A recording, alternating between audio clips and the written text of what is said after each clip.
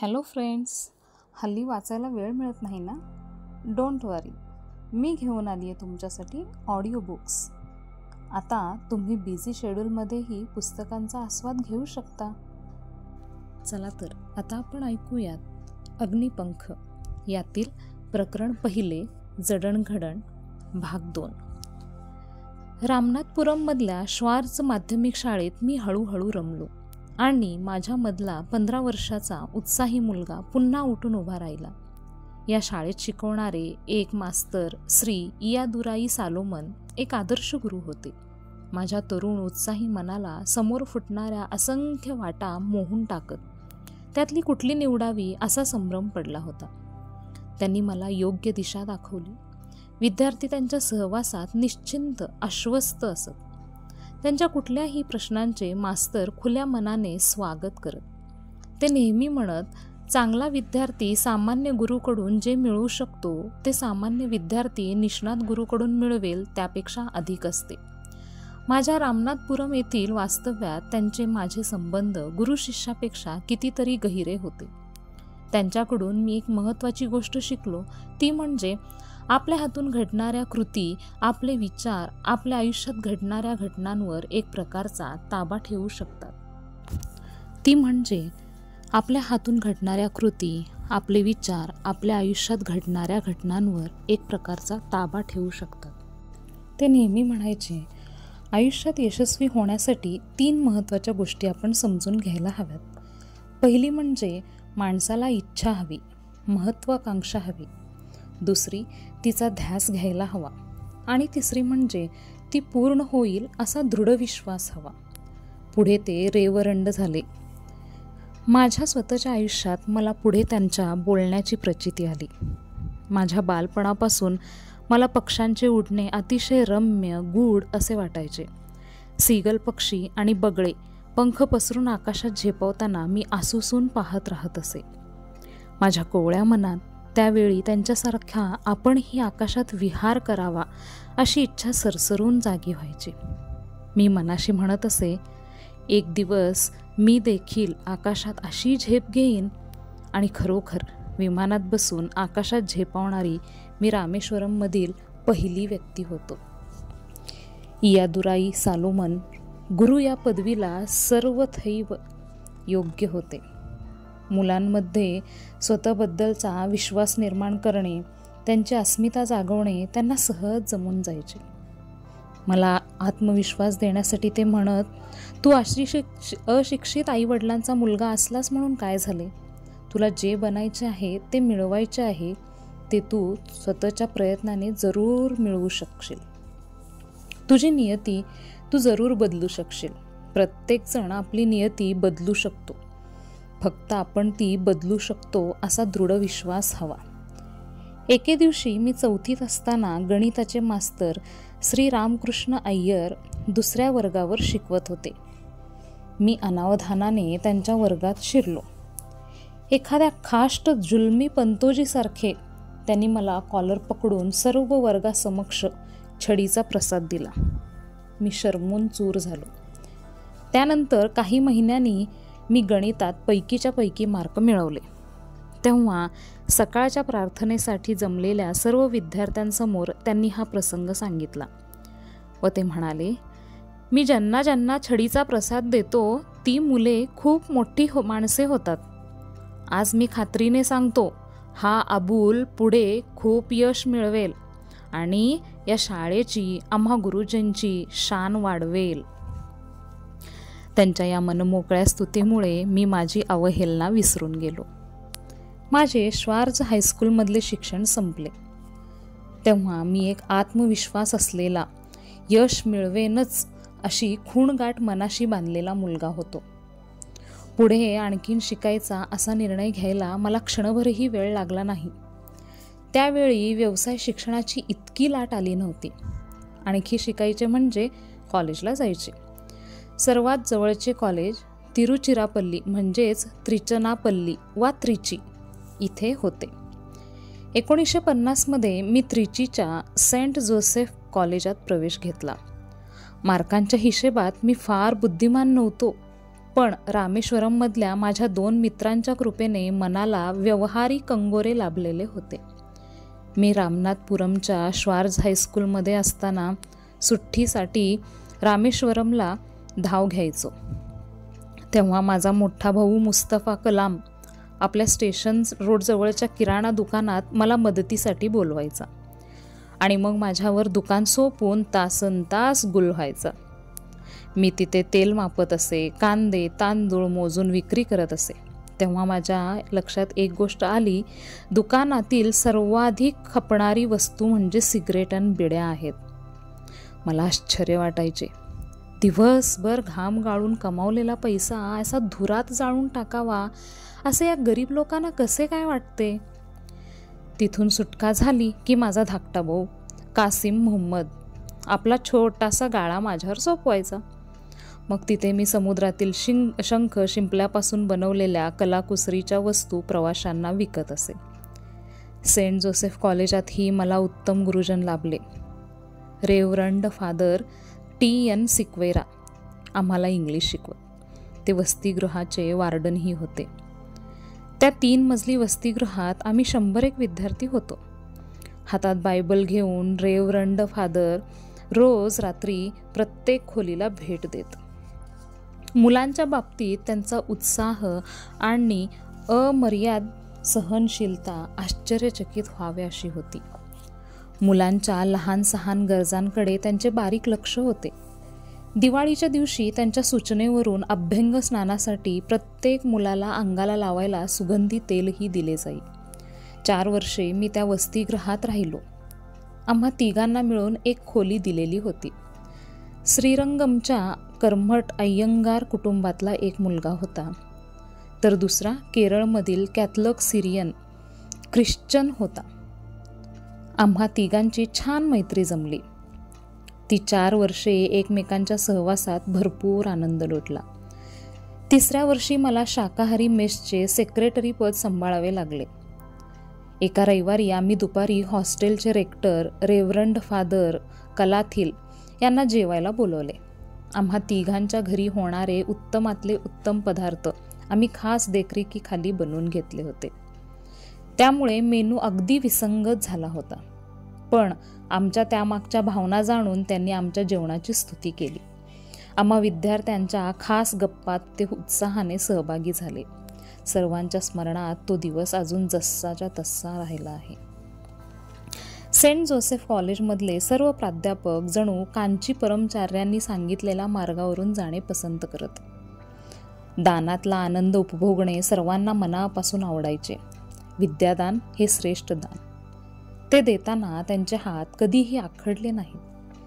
आज देखील गणिताचे 2 प्राध्यापक थोतनथ्री अय्यंगार आणि प्राध्यापक सूर्यनारायण शास्त्री कॉलेजच्या परिसरात एकमेकांशी चर्चा करत चालताना पाहिलेले मी डोळ्यांसमोर आणतो आणि एक अनामिक उत्साहाने माझे मन भरून जाते.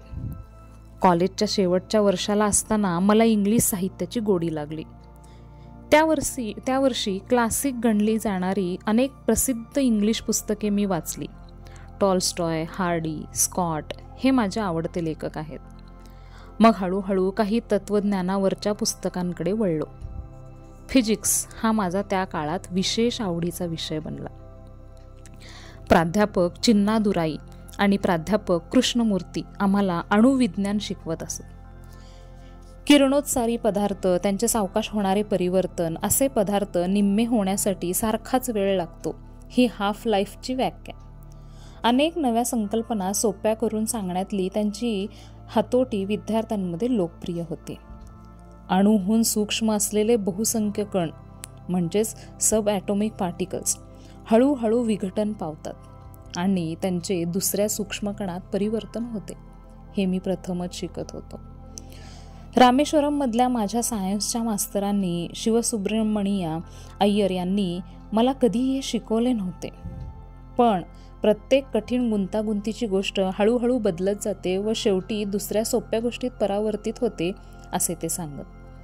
नीट निरीक्षण करून पाहिले तर या 2 गोष्टीतील अध्याहृत सूत्र एकच नाही का? विज्ञान हे माणसाला देवापासून, श्रद्धेपासून दूर नेते असा आरोप का केला जातो मला समजत नाही. माझ्या दृष्टीने विज्ञानात बुद्धी इतकी हृदयालाही भारून टाकायची शक्ती आहे. विज्ञानाचा सखोल अभ्यास शेवटी बुद्धीचा विकास करतो, आध्यात्मिक उंची वाढवतो आणि स्वतःची नव्याने ओळख पटवून देतो. विज्ञानाच्या वस्तुनिष्ठ विचार पद्धतीमुळे अनेक गैरसमज उत्पन्न झालेले आहेत. मला विश्वाच्या पसाऱ्याचा अभ्यास करणारी विज्ञानाची शाखा कॉस्मॉलॉजी या विषयावरची पुस्तके वाचणे मनापासून आवडते. अवकाशातील ग्रहतारे, त्यांचे भ्रमण याबद्दल मला प्रश्न विचारताना माझे अनेक मित्र मला हळूच ज्योतिषशास्त्रावरचे प्रश्न विचारतात. आपल्या सूर्यमालेतील दूरवर पसरलेल्या ग्रहांच्या भ्रमणाला इतके महत्त्व का दिले जाते मला समजत नाही. एक कला म्हणून मी ज्योतिषशास्त्राच्या विरुद्ध नाही, पण विज्ञानाच्या पायावर अधिष्ठित असे स्वरूप जेव्हा त्याला दिले जाते तेव्हा मी त्याचा विरोध करतो. ग्रहांच्या उपग्रहांच्या भ्रमणाचा मानवी जीवनावर भविष्यावर परिणाम होतो यावर माझा अजिबात विश्वास नाही. काहीतरी अगम्य अशी आकडेमोड करून निष्कर्ष काढायचे हे मला अविवेकी वाटते. माझ्या दृष्टीने पृथ्वी हा सर्वात शक्तिमान ग्रह आहे. प्रख्यात इंग्लिश कवी जॉन मिल्टन आपल्या पॅराडाईज लॉस्ट या कवितेत म्हणतात, सूर्य पृथ्वी आणि ग्रहमालेच्या मध्यभागी असला तर काय झाले? पृथ्वी किती स्थिर भासते 3 वेगळ्या गती असूनही. पृथ्वीची महानता किती समर्पक शब्दात कवी मांडतो.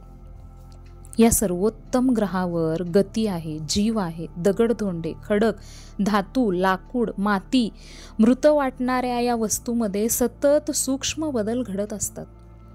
स्थिर दिसणारा प्रत्येक पदार्थ अणुरेणूंनी बनलेला असतो. प्रत्येक अणूत मध्यभागी न्यूक्लियस असतो आणि त्याभोवती इलेक्ट्रॉन्स फिरत असतात. आपल्या विद्युत भाराच्या शक्तीने न्यूक्लियस इलेक्ट्रॉन्सना आपल्याशी बांधून पण एका विशिष्ट अंतरावर ठेवतो. आंतरिक ऊर्जेने परिपूर्ण अशा व्यक्तीने बंधनात राहणे नाकारावे तसे हे इलेक्ट्रॉन्स सतत भ्रमण करत राहतात. जितके न्यूक्लियसच्या जवळ तितकी त्यांची गती जास्त. आणि ती किती वाढते?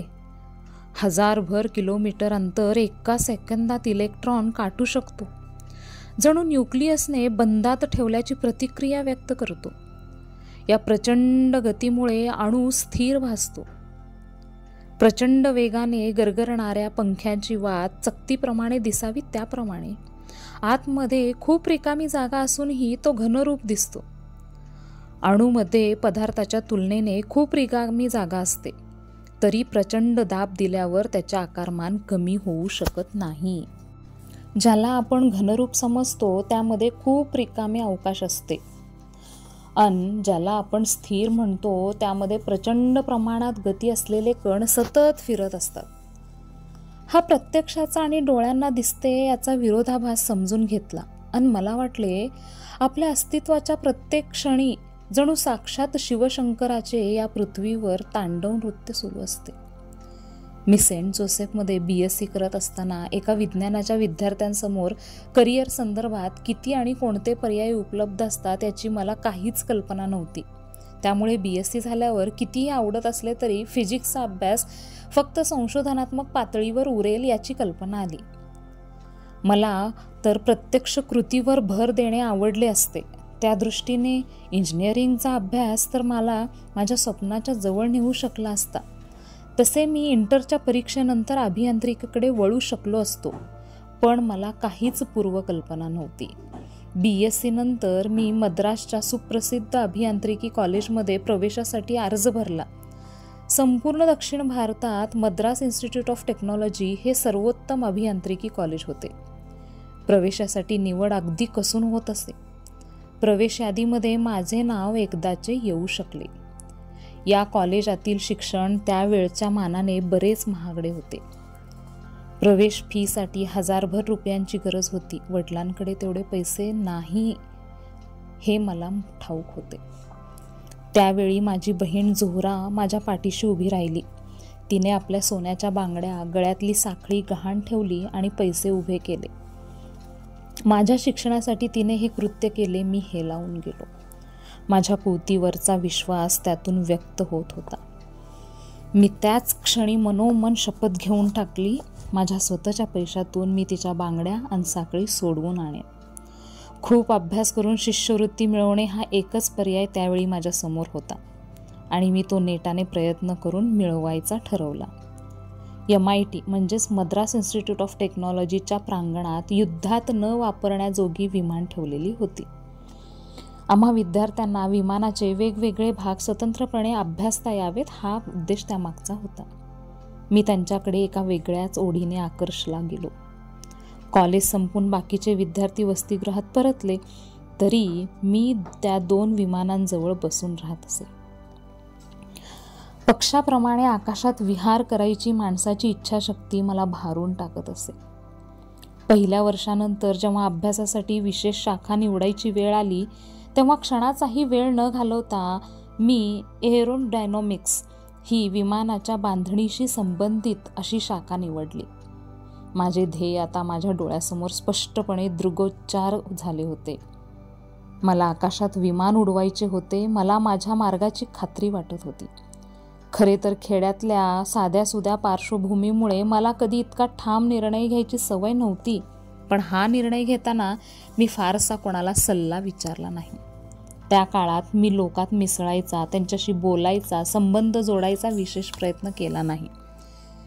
कधी यश मिळाले, कधी अपयशाचा धनी झालो, पण वाईट न वाटून घेता वडिलांचे शब्द आठवून पुढे जायचा प्रयत्न करत राहिलो. ते म्हणत, जो दुसऱ्यांना समजू शकतो तो सुशिक्षित मानव समजला जातो, पण स्वतःला समजून घेण्यात खरा शहाणपण आहे. शहाणपणाची झालर असल्याशिवाय शिक्षणाचा उपयोग होत नाही. माझ्या MIT मधल्या 4 वर्षाच्या शिक्षण काळात 3 प्राध्यापकांनी माझ्या विचारांना खरीखुरी दिशा दिली.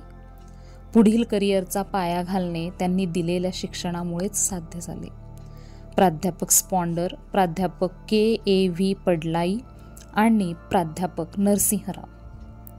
त्यातील प्रत्येकजण स्वतंत्र व्यक्तिमत्वाचे होते, पण त्यांच्यामध्ये एक महत्त्वाचे साम्यही होते. सतत न थकता ज्ञान देण्याची वृत्ती आणि विद्यार्थ्यांची बौद्धिक भूक भागवण्याची क्षमता तिघातही होती. प्राध्यापक स्पॉन्डर आम्हाला एरोडायनॅमिक्स शिकवायचे. मूळचे ऑस्ट्रियन होते आणि एरोनॉटिकल इंजिनिअरिंगचा त्यांना समृद्ध अनुभव होता. दुसऱ्या महायुद्धात ते नाझींचे कैदी होते. काही काळ त्यांनी नाझींच्या भयानक छळछावणीतही काढला होता. परिणाम म्हणून त्यांना जर्मन लोकांबद्दल तिटकारा उत्पन्न झाला होता. योगायोग असा की आमच्या विभागाचे प्रमुख प्रोफेसर वॉल्टर रिफेन्तीन हे जर्मन गृहस्थ होते आणि कॉलेजचे डायरेक्टर डॉक्टर कुर्ट टँक हेही एक नावाजलेले जर्मन एरोनॉटिकल इंजिनियर होते. दुसऱ्या महायुद्धात त्यांनी असामान्य कामगिरी बजावलेल्या युद्धविमानाचा आराखडा बनवला होता. जर्मन फोकवुल्फ FW-190 नावाचे एका माणसाने उडवायचे लढाऊ विमान त्यांनी डिझाईन केले होते. पुढे डॉक्टर टँक बंगलोरच्या हिंदुस्तान एरोनॉटिक्स लिमिटेडमध्ये गेले आणि भारताचे पहिले जेट फायटर विमान HF मारुतच्या बांधणीत त्यांनी महत्त्वाची जबाबदारी उचलली. अशा स्थितीतही प्राध्यापक स्पॉन्डर आपल्या उच्च व्यावसायिक तांत्रिक दर्जामुळे आपले स्वतंत्र स्थान टिकवून होते. उत्साही, धीर गंभीर असे त्यांचे व्यक्तिमत्व होते. आपल्या विषयातील अत्याधुनिक संशोधन, त्याबद्दलचे ज्ञान मिळवायचा त्यांचा सतत प्रयत्न असायचा आणि आपल्या विद्यार्थ्यांनीही तसेच असावे अशी त्यांची अपेक्षा असायची. मी त्यांना एरोनॉटिक इंजिनिअरिंगची शाखा निवडणार म्हणून सांगायला गेलो तेव्हा त्यांनी मला लाख मोलाचा सल्ला दिला. आपल्या भविष्यातील संधीबद्दल चिंता करू नये, त्यापेक्षा तंत्रज्ञानाचा शास्त्रशुद्ध पाया पक्का करून बुद्धी धारदार बनवावी. मग उत्साहाने, ईर्षेने आपल्या आवडत्या विषयात झोकून द्यावे. तुम्हा भारतीयांना शिक्षणाचा, उद्योजक वातावरणाचा अभाव नाही, पण वेगवेगळ्या शाखांबद्दल माहिती मिळवून आपल्या व्यक्तिमत्वाला पचेल, रुचेल अशी निवड करण्यात गोंधळ करता. एरोनॉटिकल का? इलेक्ट्रिकल वा मेकॅनिकल का नको? तुम्हा नव्याने शिक्षण क्षेत्रात शिरणाऱ्या विद्यार्थ्यांना मला एकच सांगावेसे वाटते, आपली विशेष अभ्यास शाखा निवडताना आपल्या मनाचा, भावनांचा कौल घ्या. आपल्या त्या विषयाकडे नैसर्गिक ओढा आहे कल आहे का याचा शोध आधी घ्या. प्राध्यापक KAV पंडलाई यांनी आम्हाला विमानाची बांधणी आणि तिचे विश्लेषण कसे करावे ते शिकवले. आनंदी, उत्साही आणि मित्रत्वाच्या भावनेने विद्यार्थ्यांशी वागणे, त्यामुळे ते विद्यार्थी प्रिय होते. दरवर्षी तोच विषय नव्या दृष्टिकोनातून शिकवायची त्यांची पद्धत सर्वांना आवडायची. स्ट्रक्चरल इंजिनिअरिंग म्हणजेच बांधणीची अभियांत्रिकी या विषयाची ज्ञान कवाडे उघडून त्यांनी आमच्यासाठी खुली केली. त्यांच्या हाताखाली शिकलेला प्रत्येक विद्यार्थी त्यांच्या अफाट बुद्धीने आणि आकलन शक्तीने भरून जायचा. आपल्या ज्ञानाच्या, बुद्धिवैभवाच्या, अहंकाराचा लवलेश त्यांच्या शिकवण्यात नसायचा. वर्गात कधीकधी विद्यार्थी त्यांच्या मताशी सहमत होत नसतील तर ते मत व्यक्त करायचा मोकळेपणा विद्यार्थ्यांना वाटे, असे त्यांचे रुजू व्यक्तिमत्व होते. प्राध्यापक नरसिंहराव गणितज्ञ होते. त्यांनी एरोडायनॅमिक्सच्या या विषयाच्या गुंतागुंतीच्या गणितीय संकल्पना आम्हाला शिकवल्या. त्यांची शिकवायची पद्धत आदर्श होती. डायनॅमिक्स म्हणजे गतिशास्त्र. हे घन, द्रव, अर्धद्रव आणि हवा यांसाठी थोडे वेगळे आहे. अर्धद्रवाचे गतिशास्त्र शिकवलेले मला इतके भावले की मला गणितीय भौतिकी त्या काळात फारच आवडायला लागली. एरोडायनॅमिक्स या विषयावरचे जे जे काही छापून येई त्यातली समीकरणे वगैरे योग्य ते निवडून बाजूला ठेवायची सवय त्यांनी मला लावली. त्याचा मला पुढेही फार उपयोग झाला. एरोनॉटिक्स म्हणजे हवेतील वाहनांचे शास्त्र. त्यांची अभियांत्रिकी हा विषय आव्हानात्मक, बुद्धीला खाद्य पुरवू शकणारा आणि त्यामुळे आवडू शकेल असा विषय आहे. त्यामध्ये स्वातंत्र्य आणि पलायन, वाहत जाणे, घसरत जाणे, हालचाल, गती यातील सूक्ष्म फरक वैज्ञानिक दृष्टीने शिकता येते. या विषयाची मर्मे स्वातंत्र्याचा खरा अर्थ समजावून सांगतात. माझ्या गुरुजनांनी या गहन विषयाची सर्व गुपिते, मर्मे आम्हा विद्यार्थ्यांना उलगडून दाखवली. त्यामुळे नेमक्या शिकवण्यामुळे हा विषय समजण्यातला आनंद आम्ही उपभोगू शकलो.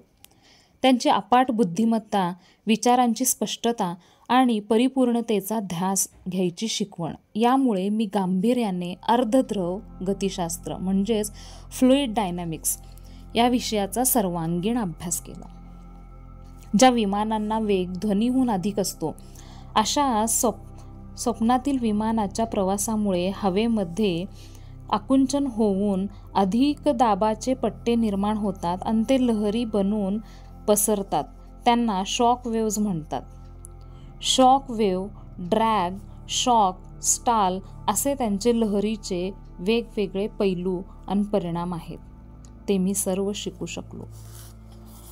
हळूहळू सगळ्या संबंधित विषयाची माहिती डोक्यामध्ये साठत गेली आणि विचारांचे मंथन सुरू झाले. विमानाचे आराखडे, वेगवेगळे भाग या सर्वांना नवे अर्थ लाभायला लागले. विमान बांधणी करताना शेकडो बाबी विचारात घ्याव्या लागतात. दोन्ही बाजूंना एक एक पंखा मिळून विमानाचे एक पाते तयार होते. एका पात्याची विमाने, दोन पात्याची विमाने, बिनशेपटीची विमाने, पात्यांच्या वेगवेगळ्या आकारानुसार डेल्टा विंग, कॅनॉर्ड असे त्यांचे विविध प्रकार, या सर्व बाबी, त्यातील फरक किती महत्त्वाचे आहेत ते कळू लागले. 3 विषयांच्या तज्ज्ञ प्राध्यापकांनी दिलेले त्या विषयाचे ज्ञान एकत्रित वापरून एरोनॉटिक अभियांत्रिकी या विषयाचे बारकावे मला समजू लागले. स्वतःची अशी खास समजूत या विषयामध्ये रुजत, फुलत, वाढत गेली. मी 3ऱ्या वर्षाला असताना एका नव्या वैचारिक वादळाला मला सामोरे जावे लागले. माझ्या पुढील आयुष्याच्या दृष्टीने ते महत्त्वाचे ठरले. सगळ्या देशामध्ये नवे राजकीय आणि उद्योजकतेचे वातावरण भारून टाकण्या एवढ्या वेगाने फैलावत होते. शास्त्रीय दृष्टिकोन हाच प्रमाण मानला जावा असा विचार प्रवाह मूळ धरत होता. माझा देवावरचा विश्वास, धार्मिक आध्यात्मिक वातावरणात पोचलेला पिंड फक्त वैज्ञानिकतेच्या कसोटीवर कितपत टिकेल याचा संभ्रम माझ्या मनात उत्पन्न झाला होता. खऱ्या ज्ञानाची दिशा ही विज्ञानाची दिशा आहे अशी मते जोरदार मूळ धरत होती. हे समोरचे वस्तुरूप जग जे पंचेंद्रियांना जाणवते हेच अंतिम सत्य असे विज्ञान मानते. मग अध्यात्मक उन्नती, तत्वज्ञानाची बैठक लाभलेले नीतिनियम जे मी आजवर सत्याचाच भाग आहे असे मानत आलो होतो, त्या संकल्पना चुकीच्या आहेत? डोळ्यांनी पाहतो, कानांनी ऐकतो, तेच सत्य, तेच खरे ज्ञान आहे? ज्याला निखळ वैज्ञानिक दृष्टिकोन म्हणून आज मानले जाते, त्याबद्दल मला संपूर्ण खात्री आहे.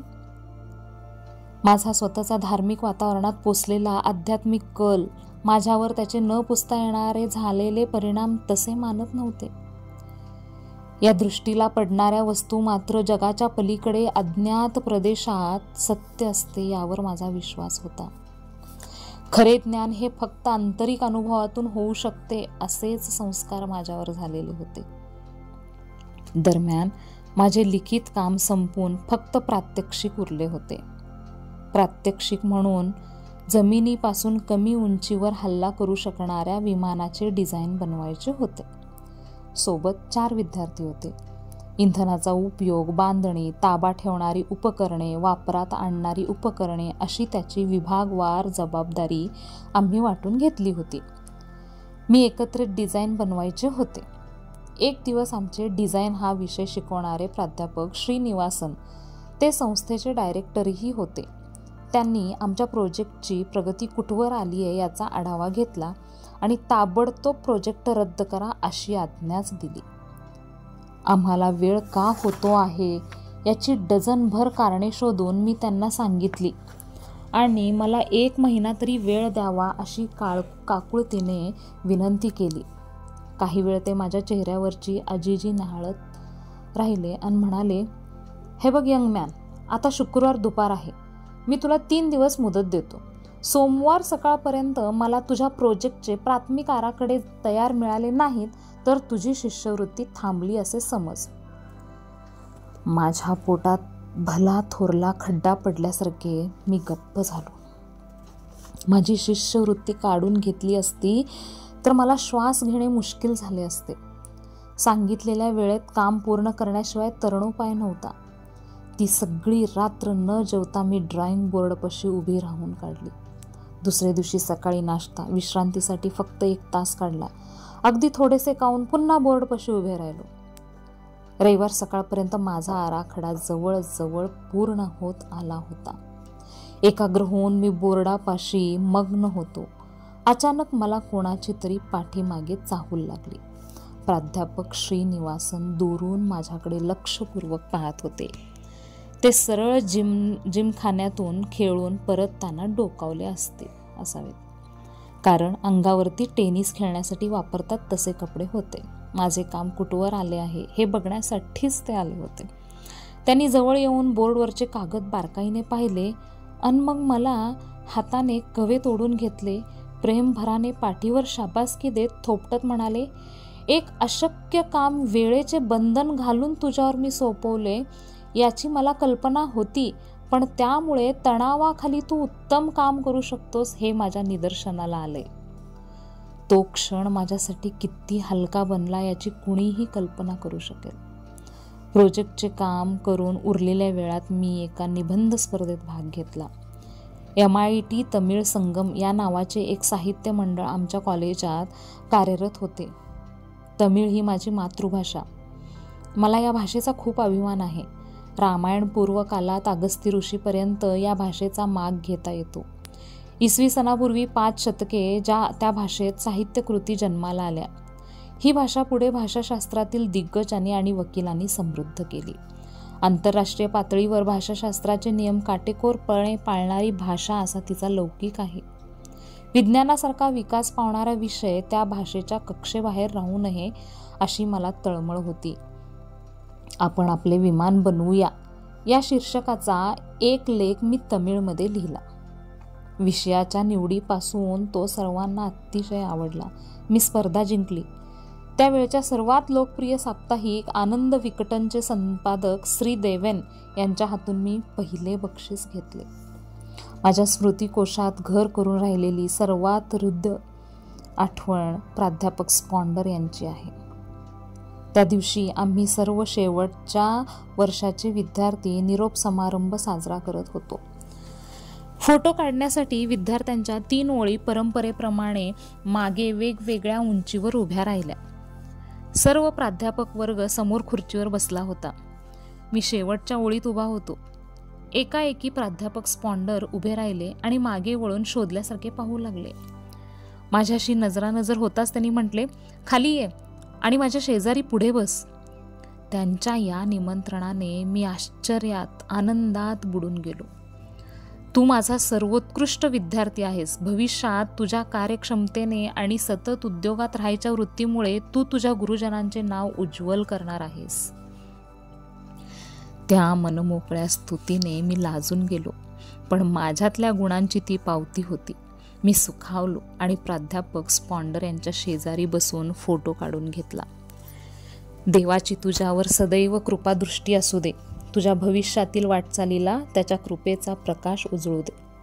फारसे न बोलणारे प्राध्यापक स्पॉन्डर यांनी या शब्दात मला निरोप दिला. MIT मधून मी हिंदुस्तान एरोनॉटिक्स लिमिटेड या बंगलोरच्या संस्थेत प्रशिक्षणार्थी म्हणून रुजू झालो. विमानाची देखभाल करणाऱ्या, त्यांना काटेकोरपणे सुस्थितीत ठेवणाऱ्या टीममध्ये माझा समावेश झाला होता. ते काम खूप काही शिकवणारे होते. इतके दिवस वर्गात शिकवलेले, पुस्तकात वाचलेले प्रत्यक्षात आचरणात आणून तपासण्यात एक वेगळाच आनंद होता. अनोळखी गर्दीमध्ये जुन्या गाढ ओळखीचा कोणीतरी भेटावा, तसे ते काम करताना एखादी पुस्तकात वाचलेली, अभ्यासलेली विज्ञानातील संकल्पना भेटे आणि त्या क्षणी मन आनंदाने भरून जाई. दट्ट्या पुढे मागे होऊन चालणारी पिस्टन आणि गोल फिरणाऱ्या आसावर चालणारी टर्बाईन या 2 प्रकारांच्या विमानांची देखभाल मी करत असे. हवेचे गतिशास्त्र आणि आपोआप होणारा प्रसार, डायनॅमिक्स अँड डिफ्युजन या 2 संदिग्ध क्रिया प्रत्यक्ष वापर करताना पाहिल्यामुळे अनेक संकल्पना मी स्पष्टपणे समजावून घेऊ शकलो. मला चक्राकार गतीच्या इंजिनात विशेष प्रशिक्षण देण्यात आले. विमानाचा प्रमुख भाग क्रॅकशाफ्ट, ज्याच्यामुळे पेट्रोलच्या ज्वलनाने मिळणारी ऊर्जा आणि विमानाला गती मिळून उडणारी यंत्रणा यांचा संबंध जोडला जातो. त्याची झीज तुटणे मला तपासावे लागले. विमानाच्या पात्यावर पंख बसवलेले असतात, त्यामागे इंजिन असते. त्यांची अचूक मोजमापे मला घ्यावी लागत. हवेचा दाब उत्पन्न करून विमान तरंगते ठेवले जाते आणि मग ऊर्जा पुरवून त्याला वेग दिला जातो. विमानाचा वेग नियंत्रित करणारी यंत्रसामग्री उघडून मी तपासणी करू लागलो. विमानाची शक्तिशाली टर्बो इंजिने सुरू झाली की प्रचंड वेगाने पंखे गरगरू लागतात. त्यासाठी विशिष्ट पद्धतीने हवेचा पुरवठा करावा लागतो. तीही यंत्रणा लागते. तीही तपासू लागलो. विमानाच्या पात्यांची बांधणी हा एक महत्त्वाचा घटक आहे. हवेचे नैसर्गिक झोत वरच्या वातावरणात असतात. त्यांचा उपयोग उडण्यासाठी करून घेता येतो. ज्या दिशेने झोताची ओढ असेल तिथले इंजिन हळूहळू बंद करून तो झोत उडण्यासाठी वापरणे याला फेदरिंग म्हणतात. झोताची दिशा बदलली की हवेतच इंजिन चालू करून पूर्वस्थितीत आणावे लागते, याला अनफेदरिंग म्हणतात. याचा योग्य वापर करून कमीत कमी ऊर्जा उड्डाण चालू असताना वापरता येते. तसेच विमान उतरवताना इंजिन विरुद्ध दिशेला फिरवून हळूहळू वेग कमी करावा लागतो. त्यासाठी रिव्हर्स प्रोपेलिंग करावे लागते. या सर्व प्रत्यक्ष उडण्याच्या क्रियेशी संबंधित अशा यंत्रणांचा अभ्यास करणे खूप आव्हानात्मक तसेच आनंद देणारे होते. हवेच्या झोताच्या दिशेशी विमानाच्या पात्यांचा होणारा कोन, त्यावर नियंत्रण ठेवणे, ब्लेड अँड कंट्रोल हा नाजूक कौशल्याचा भाग आहे. HAL मधले काही तंत्रज्ञ त्यांची प्रात्यक्षिके दाखवायचे. ती अजूनही माझ्या डोळ्यासमोर तरळतात. त्यांनी कुठल्याही विद्यापीठात रूढ शिक्षण घेतले नव्हते. आपले वरिष्ठ सांगतात ते आंधळेपणाने स्वीकारणेही त्यांना मंजूर नव्हते. सहाय्यक म्हणून वर्षानुवर्षाचा प्रत्यक्ष अनुभव त्यांच्याकडे होता. या अनुभवातून आलेल्या आतल्या आवाजाने ते विमानाची स्थिती, गती, बिघाड ओळखू शकत. HAL मधील प्रशिक्षण संपवून मी एरोनॉटिकल अभियंता म्हणून बाहेर पडलो तेव्हा माझ्यासमोर 2 संधी उभ्या होत्या. दोन्ही आकाशात विहार करायच्या माझ्या स्वप्नांना प्रत्यक्ष आणू शकतील अशा होत्या. एक, हवाई दलात वैमानिक म्हणून सामील व्हायचा पर्याय होता आणि दुसरा, संरक्षण खात्याच्या एका विशेष विभागात directorate of technical development and production of air म्हणजेच उर्फ DTD&P एअर यात होता. विमानोड्डाणाशी संबंधित नव्या सुधारित संकल्पना आपल्या हवाई दलात प्रत्यक्ष आणण्यासाठी विकसित करणे या विभागात होते. मी दोन्हीकडे अर्ज केले. एकाच वेळी मागे पुढे मला मुलाखतीला बोलवण्यात आले. हवाई दलाची डेहराडून आणि DTD&P एअर यांची दिल्लीला मुलाखत होती. दक्षिणेच्या कारोमंडेल किनाऱ्यावरचा मुलगा उत्तर दिशेला जाण्यासाठी रेल्वेमध्ये बसला. जवळजवळ 2000 किलोमीटरचा प्रवास होता. त्या प्रवासात माझ्या मातृभूमीचा विशाल पट प्रथमच माझ्या नजरेसमोर उलगडला गेला. धन्यवाद.